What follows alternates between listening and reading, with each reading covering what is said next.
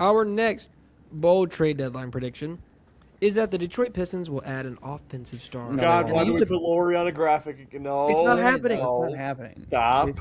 If it was going to Stop. happen, it would have already happened. And Yeah, here's my stop thing. with this Lowry shit.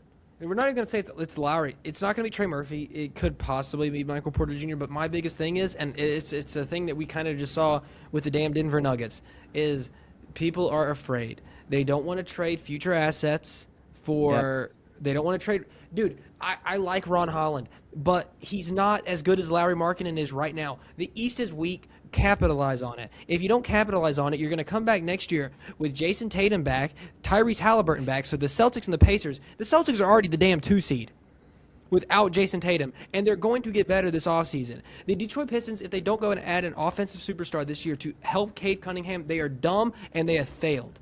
They are failing him. Yeah.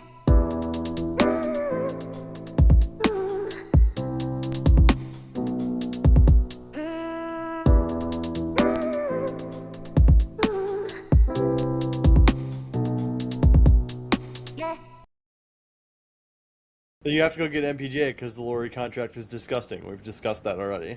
MPJ is not much better. It's like 38 to 46 here. I mean, it's cheaper, but I mean, if anything, they're not going to do Lowry. They're going to do Michael Porter Jr. But it will certainly take it will take Ron Holland. And also, this is another thing. I gotta get this is I talked about this not long ago, but like trading their 2 first-round picks, I get it. First-round picks are extremely valuable now. You don't really want to give them up.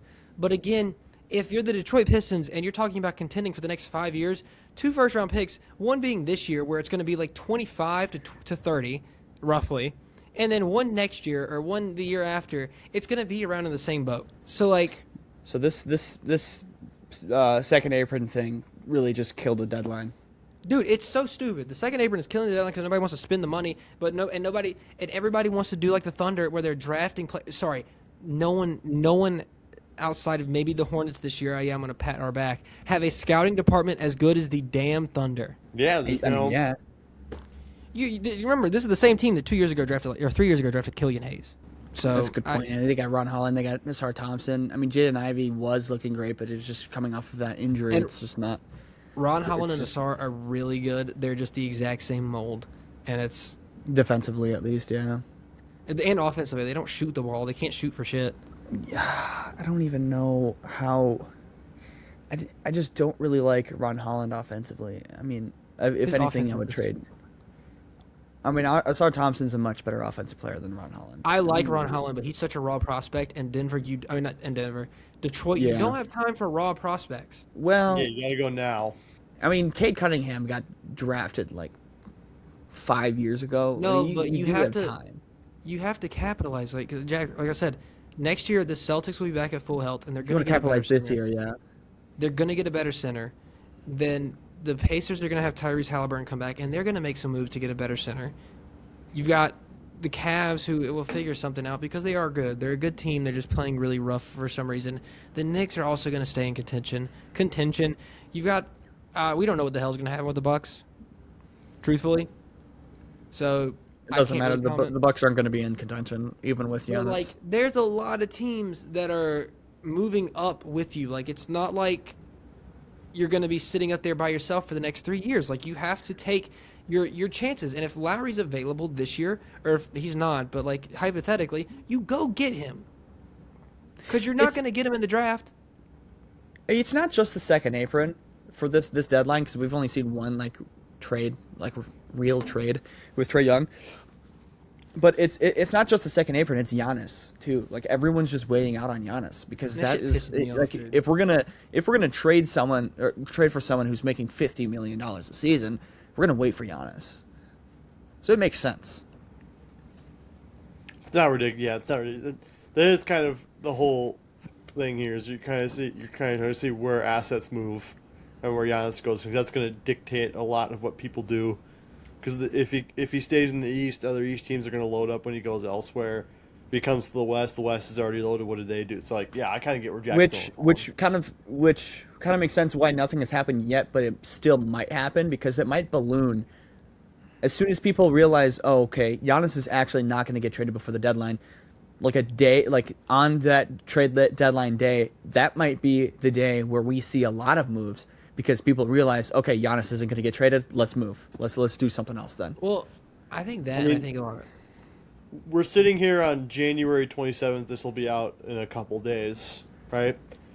That gives you a week to kind of things, because I imagine things will start happening those 48 hours before the deadline. It'll probably start happening from Yeah. the Tuesday all the way up until the Thursday. So, because if Giannis We'll is see going to make minor a moves. decision, if Giannis is going to make a decision, negotiations are going to take forever, and they don't want to wait until 3 Eastern on this next Thursday to get Yeah. that done. They want to get that done now and get him out there as soon as possible, wherever out there is. So, I think GMs are just pussies, personally. Eh? Dude, okay, you draft, like, here's the thing. You can, like, in free agency, it's pretty easy. You kind of know what you're going to get from everybody. Trades are this one thing, man, where, like, I think teams look at the Mavericks with the Luka AD trade. Nico Harrison got fired the next year. They look at, like, the way Joe Dumars ran the Pistons before the new management. Joe Dumars ran that shit into the ground. That's what he's doing in New Orleans right He's now. doing it in New Orleans. He was so bad in Detroit, they wanted him in New Orleans. It's kind of crazy. They see what the Clippers did, where they traded Shea to the Thunder, and he ended up being an MVP. And now they trade him for a guy who's not even on the team anymore. It ends poorly, like very often. Like, when you make that type of trade. No one wants to be the GM to make the trade. Every GM wants to finesse, and you're not going to finesse every trade. But in their heads, they're like, well, if I don't come out of this on top, that's me. Like, that's a me thing. There's no ROI because if it ends up being a 50-50 trade, I mean, who knows? You might get fired for it.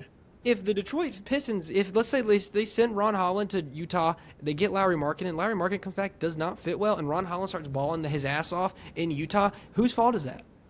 They're going to blame the general manager, and that's his job, because you traded a guy who's going to be MVP. Yeah, and it happened. So Detroit's not going to do. They're not going to do anything. I think they're going to sit on their hands. They shouldn't, but they agree. are.